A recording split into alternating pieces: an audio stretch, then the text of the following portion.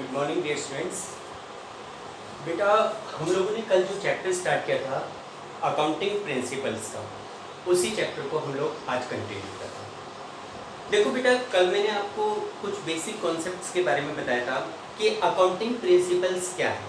तो मैंने आपको बताया था कि accounting principles are those guidelines which help the accountant in their accounting work.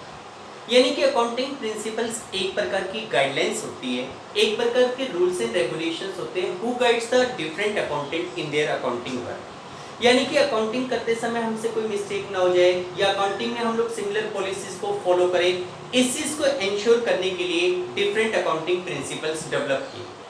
अब देखो, कल मैंने आप लोगों को बताया था कि अकाउंटिंग प्रिंसिपल फर्दर में be divided into two part. हम लोग अकाउंटिंग प्रिंसिपल को दो पार्ट में डिवाइड करते हैं। एक पार्ट होता है हमारे पास अकाउंटिंग कॉन्सेप्ट, जिसको हम एजम्पशंस भी कहते हैं, और दूसरा पार्ट मैंने बताया था अकाउंटिंग कन्वेंशंस। ठीक है, आई होप आप सभी को ध्यान हो। अब देखिए, कल मैंने आपको बताया था कि वैसे तो बिजनेस में बहुत सारी अकाउंटिंग कॉन्सेप्ट या एजम्पशंस होती है, लेकिन एज पर accounting standard 1 there are 3 basic concept. Concept के रिगार्डिंग में मैंने बताया था कि concept means those fundamental truth which are the foundations of accounting and upon which all the accountants are agreed। अब देखो, मैं आप लोगों को कुछ बेसिक कॉन्सेप्ट्स के बारे में बताने जा रहा हूं और आप लोग देखेंगे कि ये वो कॉन्सेप्ट है जिसके ऊपर हर एक अकाउंटेंट एग्री होगा। जो भी बिजनेसमैन अकाउंट कर रहा है या जो भी बिजनेसमैन किसी बिजनेस को फॉलो कर रहा है, वो लोग इन पॉलिसीज को जरूर मानते हैं। ठीक है, तो देखो, अब हम लोग कॉन्सेप्ट की टाइप पढ़ने जा रहे हैं, इंपॉर्टेंट टॉपिक्स पढ़ने जा रहे हैं। देखो, इस चैप्टर में से एक 3 और 4 मार्क्स का क्वेश्चंस फाइनल एग्जाम में भी जरूर पूछा जाता है। थ्योरेटिकल बेस्ड चैप्टर है, बिल्कुल इजी चैप्टर है, 2 या 3 दिन का चैप्टर है। ठीक है, और केवल पॉइंट वाइज चैप्टर है। अच्छा, ऑब्जेक्टिव, जैसे आप लोगों को पता है कि ऑब्जेक्टिव टेस्ट होने वाला है हमारा आई थिंक 15 को। ठीक है, तो उसमें क्या होगा कि कॉन्सेप्ट से रिलेटेड क्वेश्चंस पूछे जाएंगे कि भाई आपको एक लाइन दे दी जाएगी कि भाई like according to which principle या अकॉर्डिंग टू विच कन्वेंशंस या according to which concept it is assume that our business will be in existence for long time. तो आप लोगों को आइडेंटिफाई करना पड़ेगा कि इस लाइन के अकॉर्डिंग कौन सी कॉन्सेप्ट बिलोंग करती है या कौन सी कन्वेंशंस बिलोंग करती है। तो देखिए बेटा, हम लोग आज कॉन्सेप्ट के बारे में डिटेल में पढ़ने जा रहे हैं। तो आपके जो बेसिक कॉन्सेप्ट्स हैं उसमें हमारी फर्स्ट कॉन्सेप्ट है, आपको नोट्स भी बनाने इसकी फेयर कॉपी में। देखो, फर्स्ट कॉन्सेप्ट का नाम है that is going concern concept. देखो, हमारी जो फर्स्ट कॉन्सेप्ट है, इस कॉन्सेप्ट का नाम है गोइंग कंसर्न कॉन्सेप्ट। ठीक है, गोइंग कंसर्न कॉन्सेप्ट। इसका मतलब क्या है, पहले तो इसको समझिए, फिर इसके नोट्स के अकॉर्डिंग हम लैंग्वेज बोलेंगे। देखो, गोइंग कंसर्न का मतलब होता है बिजनेस लगातार चले। कंसर्न को हम लोग एक बिजनेस एंटरप्राइजेस के रूप में आइडेंटिफाई करते हैं। गोइंग का मतलब होता है जो चीज लगातार चल रही है। ठीक है, देखो, ये कॉन्सेप्ट ये कहती है कि it is assume in a business organization that our business will be in existence for the long time period. In near future it is not estimated to be shut down the business। देखो, ये concept हमें ये कहती है कि हर एक businessman ये मान के चलता है कि उसका जो बिजनेस होगा वो लॉन्ग टाइम तक एग्जिस्टेंस में होगा, लॉन्ग टाइम तक उसका बिजनेस चलेगा। In near future it is not estimated to be shut down, यानी कि नियर फ्यूचर में हमारे बिजनेस के बंद होने की कोई पॉसिबिलिटी नहीं है। It is not assume, it is not suppose that our business will be shut down in near future. ठीक है, और देखो, हम लोग ये मान के चलते हैं कि हमारा बिजनेस लॉन्ग टर्म तक एग्जिस्टेंस में रहेगा, लॉन्ग टाइम तक चलेगा। इसीलिए that's why a business organisation makes the long term agreement. आप लोगों ने देखा होगा कि जो बड़े बड़े बिजनेस ऑर्गेनाइजेशंस होते हैं वो 10-10, 15-15 सालों की डील करते हैं कि भाई अगले 10 ईयर तक हम आपके साथ बिजनेस करेंगे, अगले 10 ईयर में हम इस प्रोजेक्ट को कंप्लीट करके देंगे। तो वो 10 ईयर के, 20 ईयर्स के, 15 ईयर्स के कॉन्ट्रैक्ट क्यों करते हैं? क्योंकि उनको लगता है कि हमने आज एक बिजनेस स्टेबलाइज कर लिया तो it will be in existence for the long time period. अब मुझे आप सभी बताइए कि क्या कोई ऐसा बिजनेसमैन होता है जो ये सोचता है कि मैंने आज बिजनेस स्टार्ट कर दिया, 6 महीने तक चलेगा, 6 महीने बाद बंद हो जाएगा, नहीं ना। हर एक बिजनेसमैन ये चाहता है कि when he is establishing a business it should be in existence for the long time period. ये लॉन्ग टाइम पीरियड तक चलेगा। In near future it is not estimated to be shut down. ठीक है, तो आप इस कॉन्सेप्ट के according क्या लिखेंगे? अकॉर्डिंग टू दिस कॉन्सेप्ट, बेटा मैं नोट्स आपको लिखवा रहा हूं, आप लोग मेरी लैंग्वेज के अकॉर्डिंग भी बना सकते हैं, जो मैं लिखवा रहा हूं उसके अकॉर्डिंग भी, और आप अपनी लैंग्वेज में भी बना सकते हैं। तो आप इसमें लिखेंगे according to this concept, according to this concept it is assumed, it is assumed that our business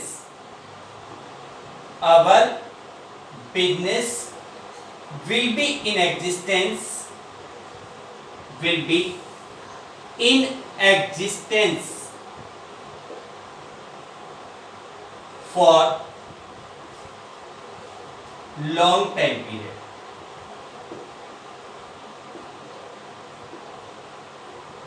Full stop. In near future,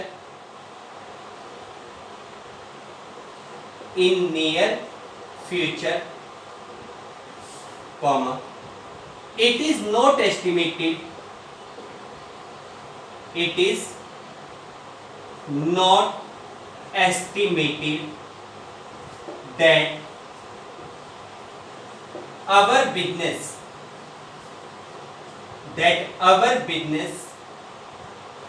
will be shut down, यानी कि बंद हो जाएगा। ठीक है, और इसी में एक लाइन बढ़ा सकते हैं कि this is the business entity concept, this is the business entity,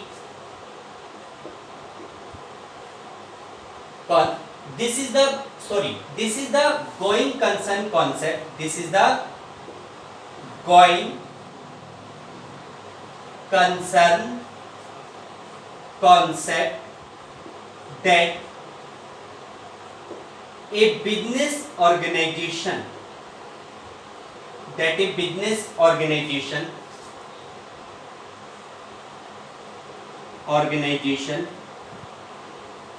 makes long term agreement,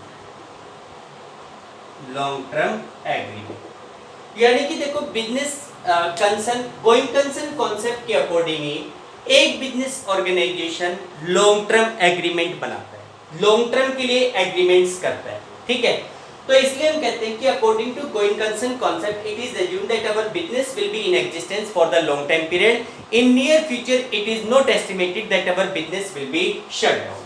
ठीक है, क्लियर? हम लोग गोइंग कंसर्न कॉन्सेप्ट को अपने बिजनेस में फॉलो करते हैं, that's why a business organisation makes the long term agreement, business organisation long term agreement करता है। ठीक, तो ये हमारी फर्स्ट कॉन्सेप्ट थी जिसका नाम था गोइंग कंसर्न कॉन्सेप्ट। इसके बाद बेटा दूसरी जो कॉन्सेप्ट है, सेकंड कॉन्सेप्ट, उसका नाम है कंसिस्टेंसी कॉन्सेप्ट। देखो सेकंड हमारी जो कॉन्सेप्ट है इसका नाम है कंसिस्टेंसी कॉन्सेप्ट। सेकंड कॉन्सेप्ट का नाम क्या है? Consistency concept. देखिए डियर, कंसिस्टेंसी का मतलब क्या होता है?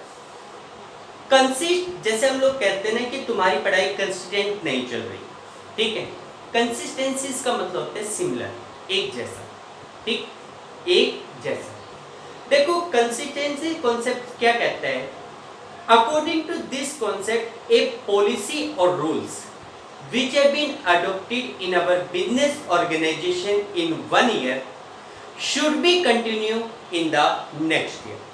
यानी कि कंसिस्टेंसी कॉन्सेप्ट ये कहता है कि जो भी रूल्स या जो भी पॉलिसी आप अपने बिजनेस में एक ईयर में फॉलो करते हो, एक ईयर में अडॉप्ट करते हो, that should be continue for the next year. वही पॉलिसी आपकी आने वाले सालों में भी क्या होनी चाहिए, कंटिन्यू होनी चाहिए। देखो सिंपल सी बात है कि if anyone will change its policies continuously no one will believe you. अगर कोई भी बंदा अपनी पॉलिसीज को कंटिन्यूअसली चेंज करेगा तो कोई भी दूसरा बंदा उसके ऊपर बिलीव नहीं करेगा। मैं एक छोटा सा एग्जांपल आपके पास लेता हूं कि मान लो एक जज है, ठीक है, एक क्या है, जज। एक बंदे ने मर्डर किया, उस जज के पास केस आया, जज ने उसको कहा कि भाई इसको फांसी की सजा दे दो। इसी प्रकार दूसरे बंदे ने मर्डर किया, जज के पास केस आया, जज ने कहा कि इसको 5 साल की सजा दे दो। तीसरे ने मर्डर किया, जज के पास केस आया, जज ने कहा इसको 6 महीने की सजा दे दो, 10,000 रुपए जुर्माना लगा के छोड़ दो। अब उस केस में पब्लिक के बीच में उस जज के व्यूज क्या होंगे, उस जज के बारे में क्या ओपिनियन होंगी? सब लोग कहेंगे कि यार ये तो गलत डिसीजन है। जब क्राइम एक है तो पनिशमेंट भी क्या होनी चाहिए, सेम होनी चाहिए। तो सेम बात बिजनेस के ऊपर अप्लाई होती है। अगर आपने देखो किसी भी काम को करने के लिए बिजनेस में डिफरेंट टाइप ऑफ पॉलिसीज होती है, अलग अलग प्रकार की पॉलिसीज होती है। If one policy is adopted in 1 year it should be continue in the next year, ठीक है। जैसे कि फॉर एग्जांपल मैं एक छोटा सा एग्जांपल लेता हूं, हालांकि अभी तो फिलहाल उसके बारे में ज्यादा डिटेल में आपको नहीं पता होगा। जैसे हम लोग डेप्रिसिएशन की बात करते हैं, आगे जाकर हम एक चैप्टर पढ़ेंगे डेप्रिसिएशन का। आप लोगों को डेप्रिसिएशन का मीनिंग तो मैंने बता रखा है कि हम लोग अपने बिजनेस में फिक्स एसेट्स को यूज करते हैं। Due to continuous usages fix assets की वैल्यू रिड्यूस होती है, फिक्स एसेट्स की वैल्यू कम होती है। फिक्स एसेट्स की वैल्यू में होने वाले रिडक्शंस को हम क्या कहते हैं, डेप्रिसिएशन कहते हैं। फिक्स एसेट्स की वैल्यू में होने वाले रिडक्शन को हम क्या कहते हैं, डेप्रिसिएशन कहते हैं। अब देखो किसी भी बिजनेस में डेप्रिसिएशन लगाने के कई मेथड होते हैं। जैसे मैं आपको बताता हूं, 2 प्रकार के मेथड हमारी बुक में है। एक मेथड का नाम है स्ट्रेट लाइन मेथड और दूसरे का नाम है रिटन डाउन वैल्यू मेथड। अभी आप लोग उसमें ज्यादा डिटेल में मत जाइए, सिर्फ नॉलेज रखिए कि डेप्रिसिएशन के 2 मेथड हैं, एक है रिटन डाउन वैल्यू मेथड और एक है straight written down value method और एक है ओरिजिनल कॉस्ट मेथड, ठीक। अब आप ये देखो कि मान लो किसी भी फर्म ने डेप्रिसिएशन लगाने का इस साल में डिसीजन लिया और उसने डेप्रिसिएशन लगाने के लिए मेथड सेलेक्ट किया straight line method. Straight line method का दूसरा नाम ओरिजिनल कॉस्ट मेथड भी होता है। तो मान लो फर्म ने डेप्रिसिएशन लगाने के लिए स्ट्रेट लाइन मेथड को फॉलो किया, ठीक। अब जब नेक्स्ट अकाउंटिंग ईयर आएगा, नो डाउट नेक्स्ट ईयर में भी आपको डेप्रिसिएशन लगाना है, तो नेक्स्ट ईयर में भी अगर आप डेप्रिसिएशन लगाते हो तो उसके लिए भी आपको स्ट्रेट लाइन मेथड ही फॉलो करना चाहिए। यानी कि ये प्रिंसिपल, ये कॉन्सेप्ट कहती है कि ए पॉलिसी और rule which have been adopted in 1 year should be continue in the next year. Policies should not be change, क्योंकि अगर आपने पॉलिसीज को अपने बिजनेस में चेंज किया तो no one will believe you. कोई बंदा आपके ऊपर बिलीव नहीं करेगा। Everyone will think that according to your convenience you change the policy, ठीक है ना। तो इसलिए ये कहते हैं कि दैट पॉलिसी और that rule which have been adopted in 1 year should be continue in the next year. Clear है बेटा? तो देखो कंसिस्टेंसी कॉन्सेप्ट में आप क्या लिखेंगे, according to this concept, according to this concept, comma, a business should follow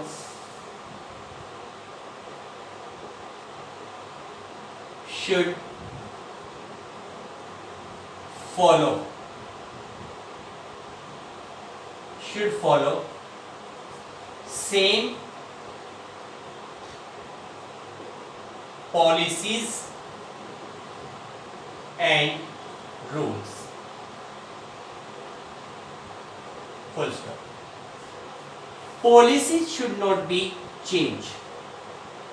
Policies should not be changed.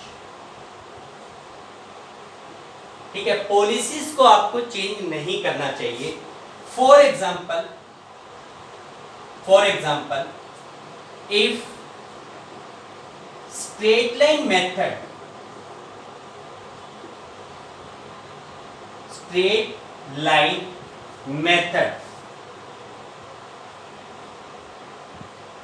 is adopted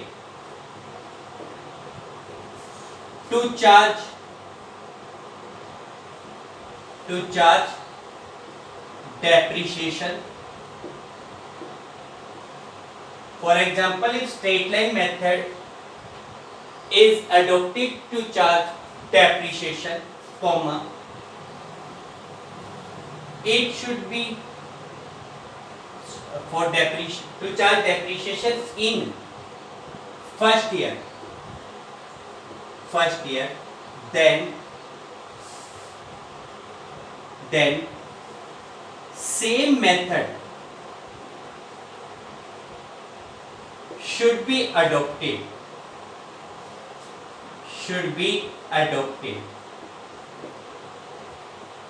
in next year. उस situation में नेक्स्ट ईयर में भी आपको सेम मेथड को अडॉप्ट करना चाहिए, ठीक है। नेक्स्ट ईयर भी आपको क्या करना चाहिए, सेम मेथड को अडॉप्ट करना चाहिए। लेकिन देखो बेटा, हमने कहा कि according to consistency concept we should adopt the same policies, ठीक है। लेकिन मैं आपको एक चीज और क्लियर कर देता हूं, policy should be same but however in certain condition it can be change. देखो 2 या 3 कंडीशंस ऐसी है जिसमें आप पॉलिसी को चेंज कर सकते हो। कब कब? When it is a legal requirement. भाई जब पहली बात ये एक लीगल रिक्वायरमेंट है। लीगल रिक्वायरमेंट का मतलब जब कानूनी रूप से आपको पॉलिसी को चेंज करना जरूरी हो जाए तो आप चेंज कर दो। जैसे कि फॉर एग्जांपल मान लो आपने स्ट्रेट लाइन मेथड को फॉलो कर रखा है डेप्रिसिएशन लगाने के लिए, लेकिन कल को अगले साल के लिए गवर्नमेंट का रूल आ जाए कि भाई इस ईयर से स्ट्रेट लाइन मेथड कोई भी फॉलो नहीं करेगा, हर एक बंदा केवल और केवल रिटर्न डाउन मेथड को ही फॉलो करेगा, रिटर्न डाउन वैल्यू मेथड को ही फॉलो करेगा, तो उस सिचुएशन में आप लोग क्या कर सकते हैं, अपनी पॉलिसी को चेंज कर सकते हैं। दूसरा, if you think that change policy, if the change policy can represent your financial position in a better way, तो आप अपनी पॉलिसी को चेंज कर सकते हैं। तो आप इसी में आगे लिखेंगे, however change in policy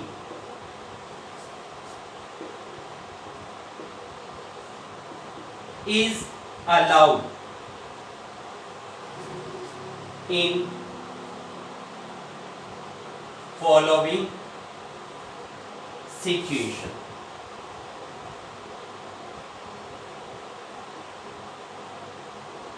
However, change in policy is allowed in following situation. कब कब allowed है? First point, when it is a legal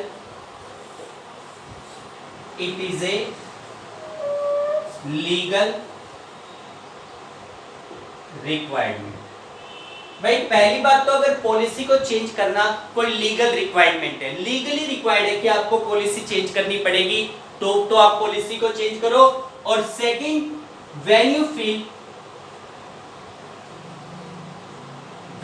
feel that financial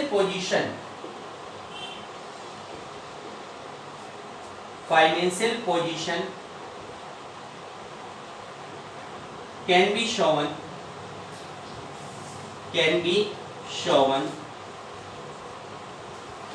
in better way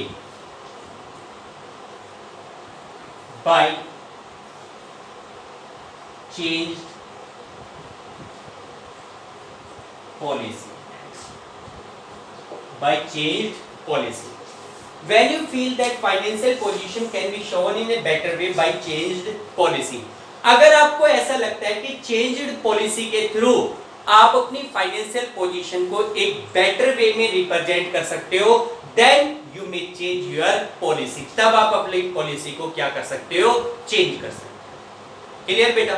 तो ये हमारे पास है कंसिस्टेंसी कॉन्सेप्ट। ठीक, अब हम लोग थर्ड कॉन्सेप्ट के ऊपर मूव करते हैं।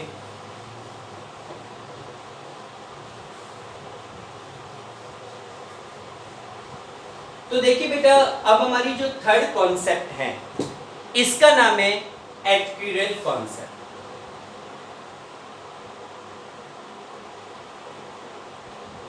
Accurate, ACCURAL, accurate concept. देखो बेटा, एक्यूरेल कॉन्सेप्ट का मतलब क्या होता है? देखो, एक्यूरेल कॉन्सेप्ट का मतलब होता है कि when any base for recording the transaction को रिकॉर्ड करने का बेस क्या होना चाहिए। देखो, मैं आपको पहले एक छोटा सा एग्जांपल लिख दे रहा हूं कि मान लो हमारा एक कस्टमर है एक्स, ठीक है, हम लोग एक बिजनेसमैन है और हमारा कोई कस्टमर है एक्स। हमने कस्टमर की डिमांड के अकॉर्डिंग 15 मई को एक प्रोडक्ट का प्रोडक्शन किया। भाई जैसे मान लो हम फर्नीचर के डीलर हैं, किसी कस्टमर ने हमसे कहा कि जी मेरे लिए एक टेबल बना दो। मैंने उस कस्टमर के लिए टेबल का प्रोडक्शन कर दिया 15 मई को, ठीक है। प्रोडक्शन कब किया है? 15 मई को। अब फिर उसके बाद मैंने कस्टमर को फोन किया, वो कस्टमर मेरे पास से वो प्रोडक्ट लेकर गया है 18 मई को, यानी कि 18 मई को मैंने क्या की है? सेल। लेकिन कैसे? क्रेडिट में, उधार में, ठीक है। उधार में मैंने वो कस्टमर को टेबल बेच दी और उसके बाद 20 मई को उस कस्टमर ने मुझे कैश पेमेंट की। कस्टमर ने मुझे पेमेंट कब की है? कैसे की है? कैश में, ऑन 20 मई को, 20 मई को। नाउ द क्वेश्चन अराइजेस, ये हमारी एक सेल है। भाई हमने अपने कस्टमर को फर्नीचर सेल आउट किया, दिस इज ए सेल, ठीक है। अब क्वेश्चन अराइज होता है कि when this transaction should be recorded in books of account, this sale transaction should be recorded on which date, यानी कि किस डेट के ऊपर आप सेल से रिलेटेड इस ट्रांजैक्शन को रिकॉर्ड करोगे। 15 मई, on which the transaction, on which the production take place, on 18th May when the transaction take place, or 20th May when the cash is received। यानी कि किस डेट को आप ये मानोगे कि आपने प्रोडक्ट की सेल की है, किस दिन आप उसे अपनी बुक्स ऑफ अकाउंट में एज ए सेल रिकॉर्ड करोगे। 15 मई को जिस दिन प्रोडक्ट का प्रोडक्शन हुआ है, या 18 मई को जिस दिन आपने सेल की है, या 20 मई को जिस दिन आपको कैश में पेमेंट मिली है, ठीक है। हालांकि हर एक बिजनेसमैन की अपनी अपनी ओपिनियन होती है। कुछ बिजनेसमैन क्या करते हैं कि अपने बिजनेस में सेल को मान के चलते हैं on the date of production, जिस डेट को प्रोडक्शन हो गया। कुछ बिजनेसमैन ऐसे होते हैं जो ये मानते हैं कि भाई आपने अपना प्रोडक्ट का प्रोडक्शन किया है लेकिन अभी वो बिका नहीं है, तो जिस दिन एक्चुअल में सेल होती है उस दिन वो लोग सेल मानते हैं। और कुछ बिजनेसमैन ऐसे होते हैं जो ये कहते हैं कि भाई आपका प्रोडक्ट तो बिक गया लेकिन अभी आपके पास पैसा मिला नहीं है, हो सकता है पैसा ना भी मिले, तो वो लोग सेल उस डेट को मानते हैं when the actual cash is received, जब वास्तव में उनको कैश मिलता है। ये है प्रोडक्शन बेस, ये है सेल बेस, इसको एक्यूरेल बेस भी कहा जाता है, और ये है कैश बेसिस, ठीक है। तो जब अब बात आती है कि कौन सा बेस करेक्ट है, कौन सा बेस ज्यादा बेहतर है, तो एक्यूरेल कॉन्सेप्ट के according any transaction should be recorded in books of account on the day when the transaction take place, no matter it is in cash और इन क्रेडिट। यानी कि according to accrual concept you should record any transaction in your books of account on the day when the transaction take place, no matter it is in cash or in credit। यानी कि उसमें ये matter नहीं करेगा कि आपका transaction cash में हो रहा है या क्रेडिट में हो रहा है।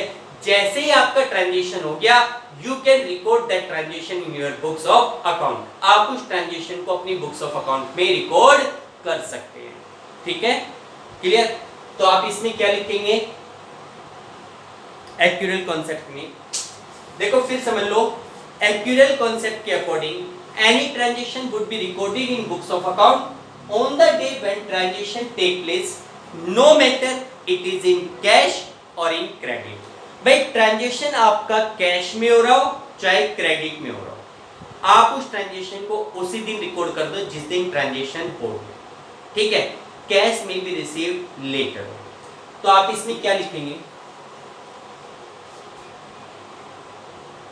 एक्यूरेल कॉन्सेप्ट? तो पहले तो लिखो this concept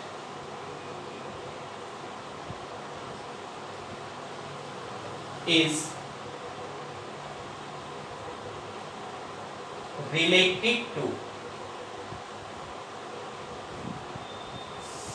is related to